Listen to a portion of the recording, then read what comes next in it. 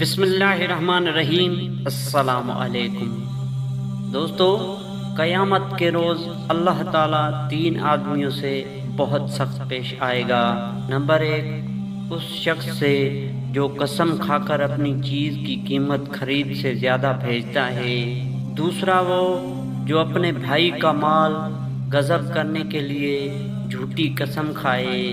تیسرے، اس شخص سے جس کے پاس فالتو پانی ہو اور وہ دوسروں کو نہ دے۔ اللہ تعالیٰ کہے گا، جس طرح تو نے اس چیز کو دینے سے ہاتھ روکا جس میں تیری کاوش کو داخل نہ تھا، اسی طرح میں بھی اپنا فضل و کرم تجھ سے روک لوں گا۔ دوستو، اس لیے دوسروں کی مدد کیا کریں۔